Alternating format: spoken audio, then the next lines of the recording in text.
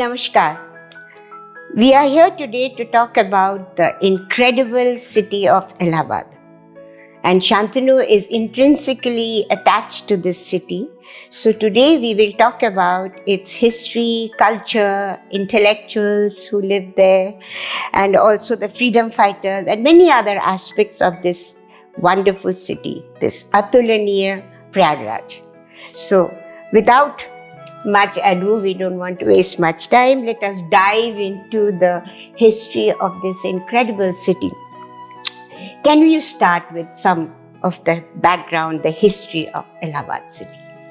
Well, Allahabad is not new to the listeners here. बहुत से इलाहाबादी इसको सुन रहे होंगे जरूर, हमारे मित्र और शुभचिंतक लोग। हिस्ट्री में सब जानते हैं, बहुत प्राचीन है प्रयागराज, तीर्थराज प्रयागराज।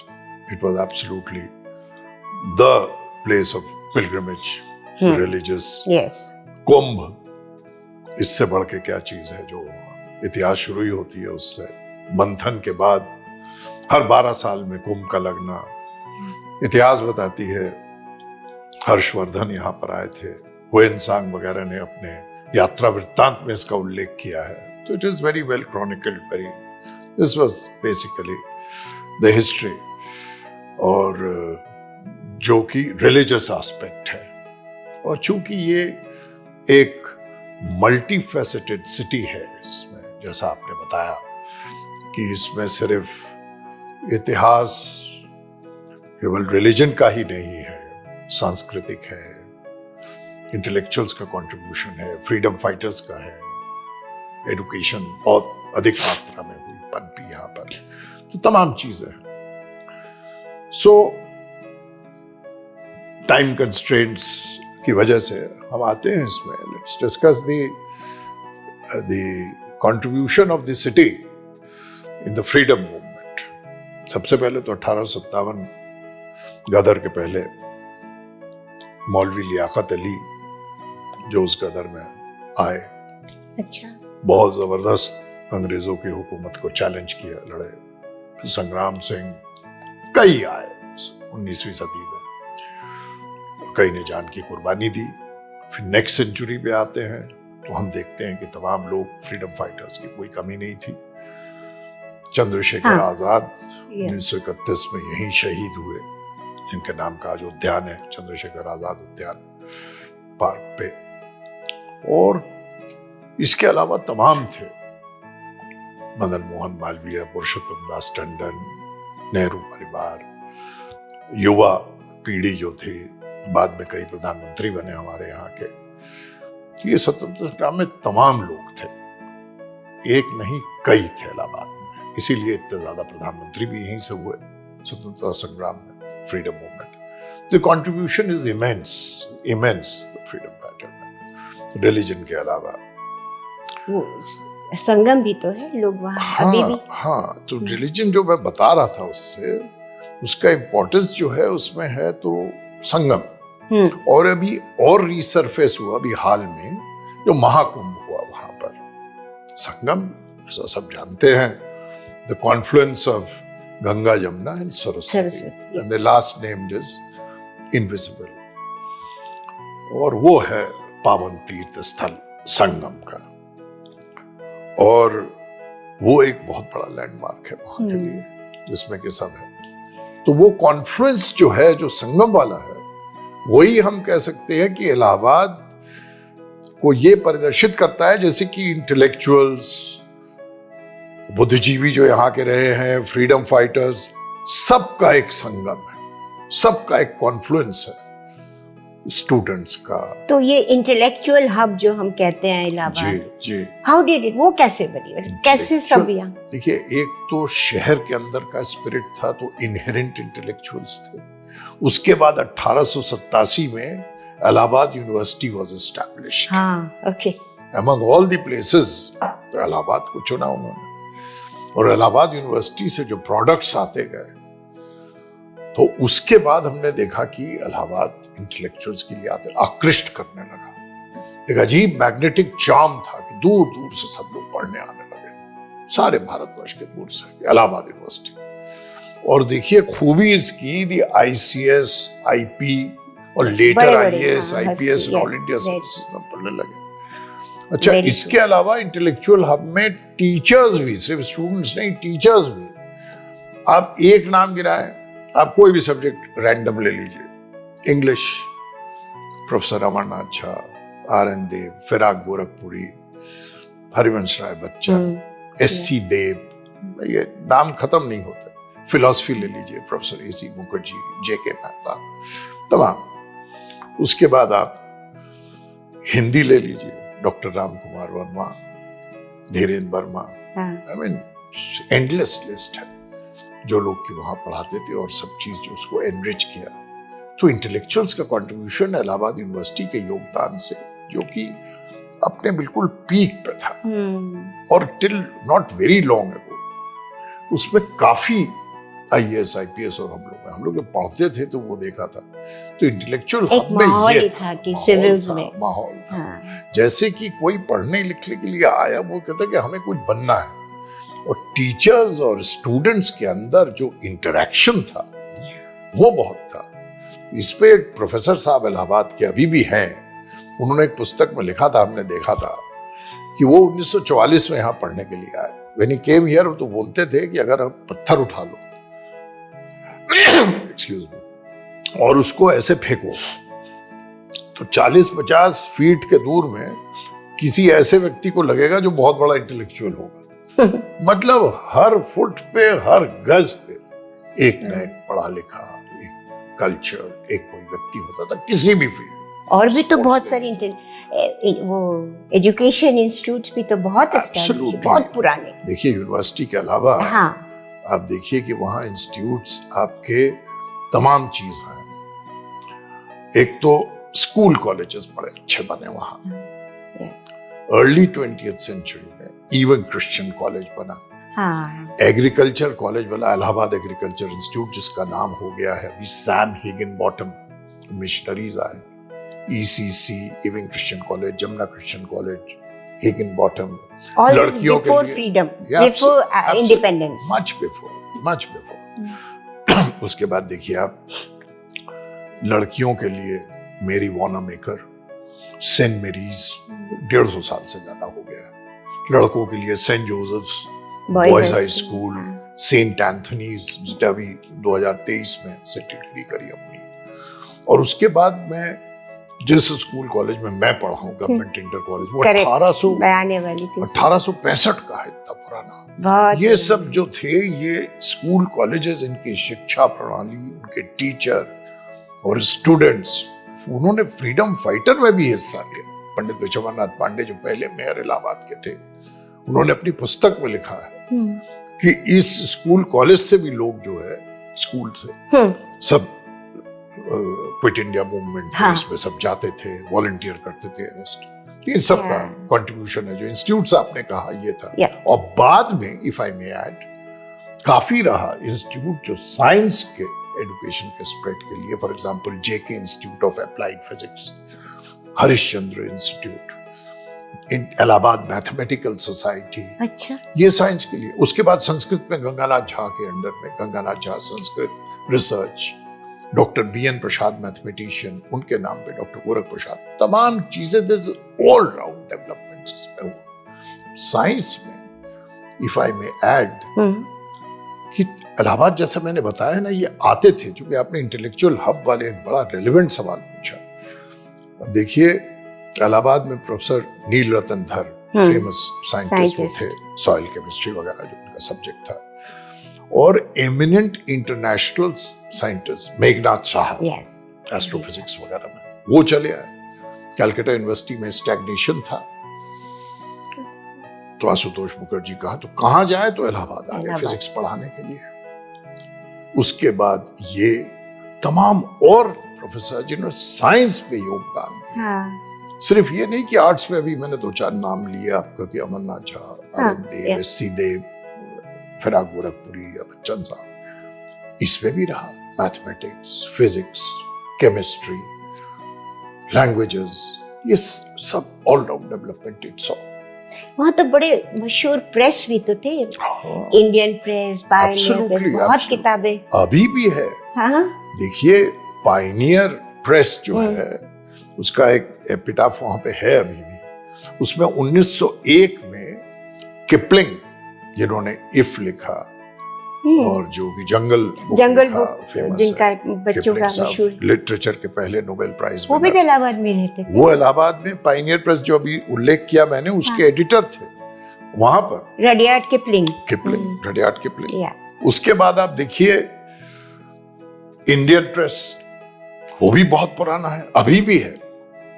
चिंतामणि घोष बाली नाम की एक जगह है वेस्ट बंगाल में, वहां से इलाहाबाद आए इंडियन प्रेस।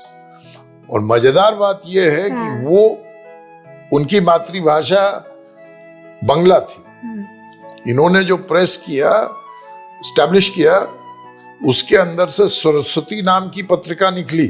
उसके संपादक थे कौन? महावीर प्रसाद द्विवेदी, हिंदी में यस, विख्यात साहित्यकार। हिंदी के प्रचार में देखिए कितना काम हुआ, जेन्युइन। एक और बात, जो रविन्द्रनाथ टैगोर की गीतांजलि जो नोबेल प्राइज दिया, उसके पहले प्रकाशक जिनके पास कॉपीराइट था वो भी इंडियन प्रेस के पास था, घोष परिवार के पास। वो बिल्डिंग अभी भी है। अच्छा, उन्होंने प्रिंट किया? उन्होंने प्रिंट किया। और जब विश्व भारती में, शांति निकेतन में टैगोर फैमिली का अलग प्रेस एस्टैब्लिश हो गया, तो इंडियन प्रेस वालों ने कहा कि बिना किसी मूल्य के आपको हम कॉपीराइट वापस देते हैं, आप वहां जाके करिए, गुरुदेव के अनुरोध पे।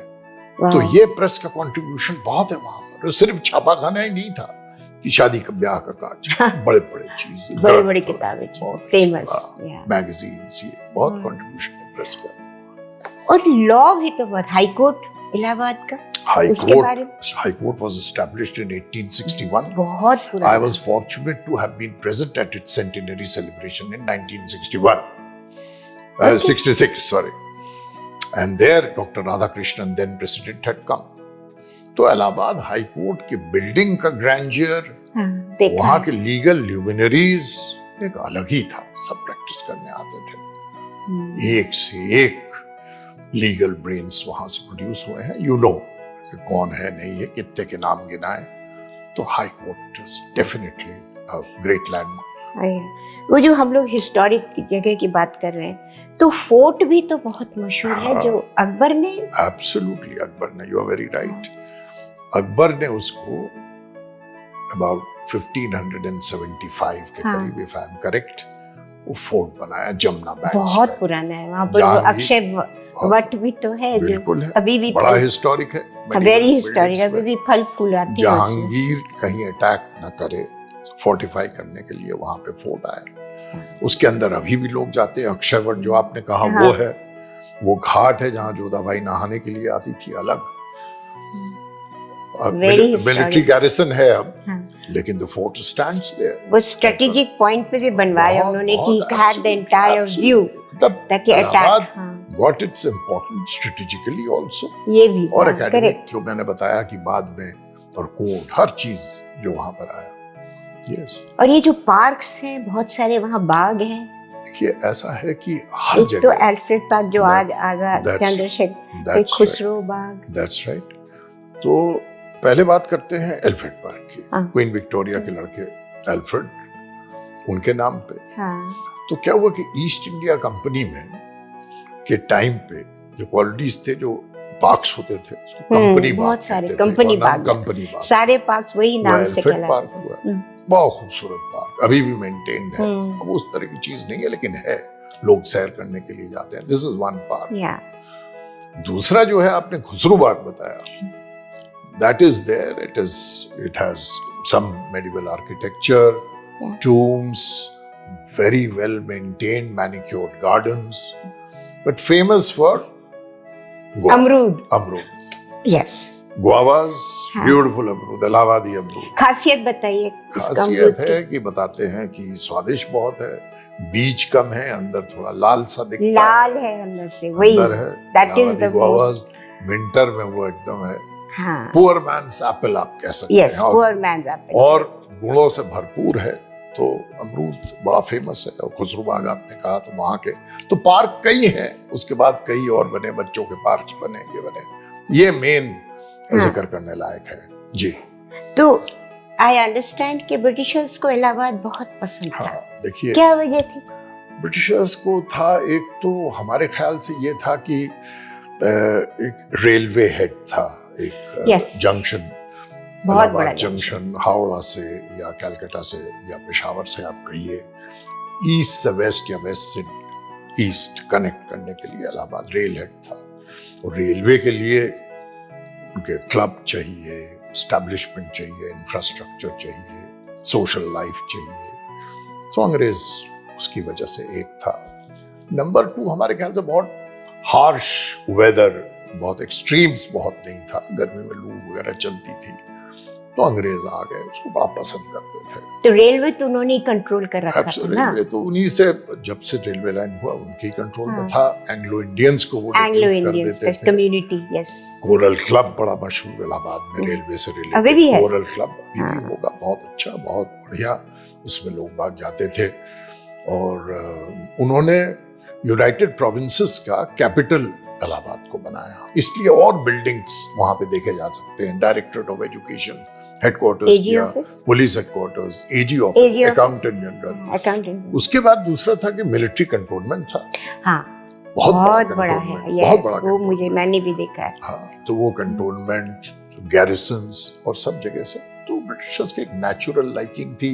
एक अलग मोहल्ला हो गया नोन एज सिविल लाइंस, और भी शहरों में था। हाँ। अपने दुकान, वहाँ शॉपिंग करना, सिनेमा हॉल्स, तो it Cinema contributed hall। To the growth. तो ब्रिटिशर्स डेफिनेटली लाइक्ड इलाहाबाद। तो ये जो शहर, द म्यूजिक एंड आर्ट जो वहाँ पर इतना फ्लरिश हुआ, उसके बारे में थोड़ा कुछ बात करें। थोड़ा तो नहीं, बहुत कुछ कहा जा सकता है उसके बारे में। The music, arts etcetera, it flourished because हाँ। Number one of the cosmopolitan, बड़े-बड़े artist, cosmopolitan character of the city, and everybody was a patron. अब देखिए, प्रयाग संगीत समिति वहां बना, साउथ मला का, अभी एलिफेंट पार्क में चला गया है, जिसका नाम अभी बदल के चंद्रशेखर आजाद पार्क कर दिया गया है। सो देयर बड़े बड़े एवरी ईयर संगीत सम्मेलन होता था। हम जब छोटे थे तो जानते थे, पोस्टर दिखते थे, उस्ताद अलाउद्दीन खान, पंडित रविशंकर, उदय शंकर, और सब गाने बजाने वाले बड़े बड़े, वैजंतीमाला, बाद में वैजंतीमाला का डांस, ये सब आते थे। और प्रयाग संगीत समिति कोर्स चलाता था, लोगों को डिग्री मिलती थी, हाँ, ये डिप्लोमा मिलती थी, सितार में, इंस्ट्रूमेंटल में, वोकल, तो बहुत एक्टिव था।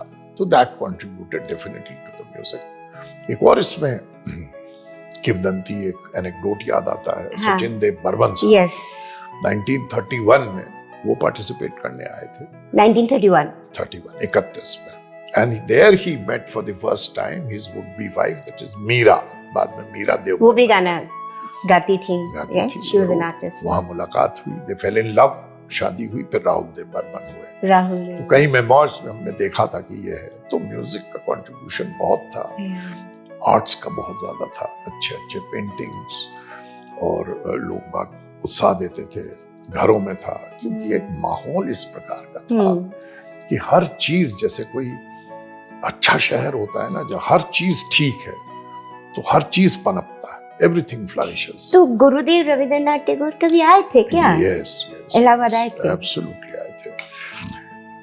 It is said that he came at the age of 60 जी, 60 में आए। उनकी एक भांजी यहाँ पे आई थी, उसका नाम, इफ आई रिमेम्बर करेक्टली, वो शांता, और वो वहां थे।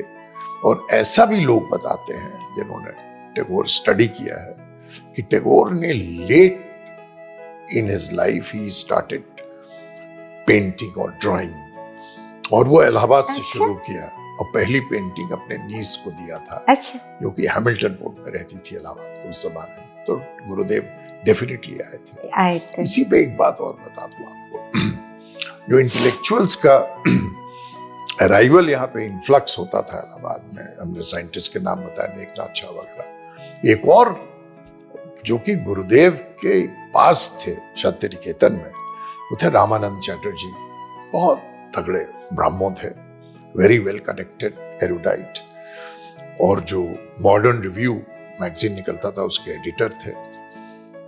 वो इलाहाबाद आए और केपी कॉलेज के वो प्रिंसिपल बने, कई साल रहे।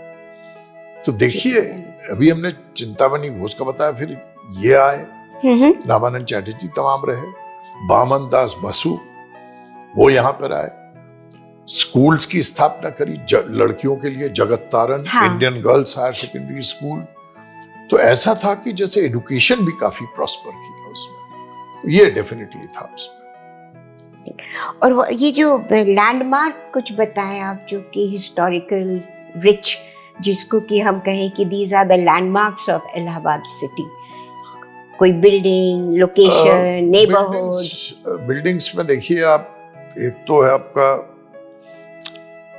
जो अभी जिक्र किया हमने, जो हाई कोर्ट वगैरह वो सब। अच्छा, okay okay. Police headquarters, directorate of education, Anand Bhawan, much later of course, medieval time का fort, Khusru Bagh, okay, yeah, and the school colleges building, saint Joseph's cathedral, saint Mary's, आपका बॉयज हाई स्कूल के building 19th century का, ये सब buildings, और colonial bungalows, बड़े बड़े bungalows जो टेगोर टाउन, जॉर्ज टाउन के आज के हैं, सिविल लाइन्स के आसपास, वो कॉलोनियल अलग आर्किटेक्चर, बड़े मकान, बहुत तो अच्छे। Allahabad used to be the stronghold of Hindi, आज भी है ना?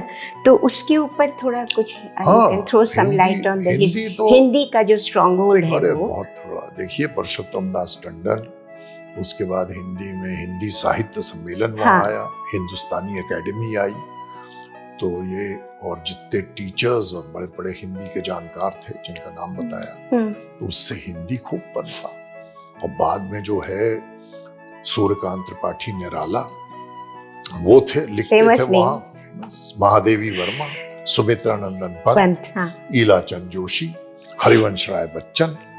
तो किस, जो वो कहते हैं क्या भूलूं क्या याद करूं, यहाँ किसका नाम लूं किसका नाम न लूं, सब थे वहाँ। तो हिंदी तो बहुत प्रोत्साहित हुआ और पनपा। तो बहुत सारी कम्युनिटीज एक साथ रहते थे वहाँ पर तब, आज भी ऐसा ही है, द डाइवर्स, हाँ डाइवर्स कैरेक्टर ऑफ इलाहाबाद, इतना प्लुरलिस्टिक था कि जैसे एंग्लो इंडियंस भी रह रहे हैं, बंगालीज भी रह रहे हैं, हम ठहरे बंगाली, हम वहाँ पे रहते थे, तो सब को एग्जिस्टेड।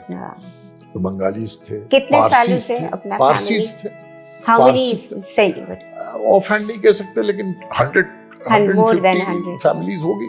और उसी में से देखिए डॉक्टर भी है, एडवोकेट भी है, जज भी है, तो बहुत टीचर भी है, और ये नहीं कि सिर्फ बंगाली हो, उसमें आप देखिए पारसीज भी हैं, पारसी करेक्ट, मुस्लिम्स भी हैं, और हर एक इसमें तो अपने मेरिट के ऊपर सब जगह पे थे। हमारे जीआईसी में कितने टीचर थे, तरह तरह के मुख्तलिफ कम्युनिटीज के थे, सब को एग्जिस्टेड किया। और आपने कहा कि आज भी है कि नहीं, तो आज भी है, कम हो गया है, जैसे पारसियों की संख्या कम हो गई है, एक दो फैमिलीज रह गए हैं, और दूसरे कम्युनिटीज में हर जगह अपने अच्छे उसके लिए कोई विदेश चले गए, कोई दूसरी जगह इलाहाबाद से चले गए, तो तमाम लोग नए आते रहते हैं, चलते रहते हैं। तो वो फिगर्स तो नहीं रहे, लेकिन उस जमाने में they all were there very much and they thrived also। तो पुराने शहर की जरा बात करते हैं, जिसको चौक, हाँ चौक तो घंटा घर, चौक, उसका देखिए अलग है, ओल्ड अलग चार, अलग ओल्ड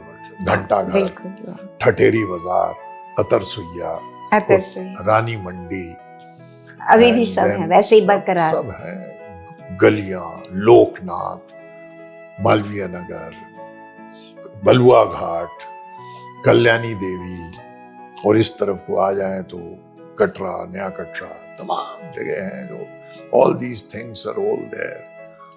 द रिक्शा पुलर्स वहां पे जा रहे हैं, और वो पुरानी मिठाइयों की दुकान, हाँ, मशहूर नमकीन है, वो भी अभी भी है, हरी की दुकान, हरी के नमकीन, समोसे, पालक, दाल मोठ, दाल बीजी, एक्सपोर्ट होता है ना, हो और शुद्ध घी में बनाते हैं, स्वाद वही है, हम लोग बचपन में थे। उसके बाद लस्सी की दुकान, नेतराम की कचौड़ी, हाँ, जगराम की जलेबी, सुलाकी के मिठाई, बर्फी के लिए कलाकंद, चीज कलाकंद, मलाई, तो वो है अभी भी, वो चीज अभी भी इंटैक्ट है। That character is there. Absolutely. तो कुछ चेंज हुआ over the years? What has changed? Like the balance between जो old और आज जो नया शहर है मॉडर्न, कहाँ पर does it meet together? ऐसा है कि जैसे हर जगह अर्बनाइजेशन तो बहुत हुआ है, क्या तमाम बिल्डिंग्स, मॉल्स आ गए हैं, बिल्डिंग्स आ गई हैं, रोड्स का डेवलपमेंट, अभी मॉल का कल्चर है, इंफ्रास्ट्रक्चरल डेवलपमेंट्स हुआ है, अब पॉपुलेशन बहुत बढ़ गई है. यू नो, तो this city has, I wouldn't say shrunk.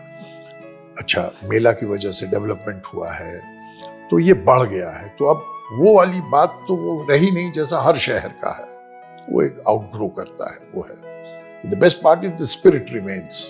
वो तो है अपनी जगह. अब अभी हम जाते हैं तो फ्लाईओवर कई बन गए हैं, कुंभ के बाद बहुत से फ्लाईओवर बने हैं, बहुत- शहर बहुत बदल गया है, बहुत Yeah, बहुत ज्यादा ये है बहुत बदल गया है. मगर वो फ्लेवर है, फ्लेवर. आपके राय में that old flavour still remains? Definitely है, वो तो वही है. इलाहाबाद का सेंस ऑफ ह्यूमर, हाँ, इलाहाबाद का सेंस कैसा? ऑफ ह्यूमर, टीचरों का ह्यूमर, यूनिवर्सिटी के अंदर का, वो अपनी जगह पर है. हाँ. जैसे लोग बताते हैं कि स्टेट, आप उतरे स्टेशन पर एक बोर्ड लगा हुआ है, ये भाई इलाहाबाद है या प्रयागराज है, अपनी अकड़ जो है यहाँ रख दीजिए, उसके बाद आइए. तो एक बड़ा सेटल्ड सेंस ऑफ ह्यूमर टीचरों में भी होता था. हमको एक इतिहास के टीचर पढ़ाते थे, चौफिन साहब. चॉपिन. तो सामने लड़कियां बैठती थी, पीछे लड़के बैठते थे. तो एक दिन लड़कों ने वो सोचा स्टेप कि वाला हॉल हुआ स्टेप करता वाला था हॉल ना हिस्ट्री में. यूनिवर्सिटी. तो उन्होंने कहा हम आके आगे बैठ जाते हैं और लड़कियां जब आएंगी जगह नहीं मिलेगा तो पीछे बैठ जाएंगे. हाँ. तो आके जब घेर लिया, लड़कियां आई तो उन्होंने देखा हमारी सीट सब ऑक्युपाइड है. उन बेचारों को जाना पड़ा. चौफिन साहब क्लास लेने के लिए आए तो ही just remarked in one line, और उन्होंने कहा भाई वेरी गुड चेंज. हाँ, क्या बोले? The sarees and salwar kameez have gone up Gone up. and the pants have come down. Very subtle humor. इस तरह की चीजें हाँ. थी. या कोई टीचर फ्रेंच रेवोल्यूशन पढ़ा रहा है, एक हिस्ट्री के थे, हिस्ट्री बहुत तेज. मशहूर हुआ इस डिपार्टमेंट. तो इनका रिमार्क ये था कि भाई रेवोल्यूशन वहां हुआ है, यहाँ क्यों चिल्ला रहे हो? Because he was dramatic by saying the revolution took place here and so many heads were chopped off. ये बहुत अच्छा था. और लड़कों में भी लड़कियों में भी एक अजीब था. तो वो स्पिरिट, जो फ्लेवर आपने कहा, हाँ. that remains, that That definitely remains, definitely. Wonderful. Despite all the changes and all that remains. Allahabad, yeah, definitely. Thank you, Shantanu. It was very enlightening. Pleasure. तो ऑन द सेम नोट कि वो flavour अभी भी बरकरार है, पुराना इलाहाबाद अभी भी जी रहा. So we will end this conversation today. Thank you. Thank you for listening. Allahabad.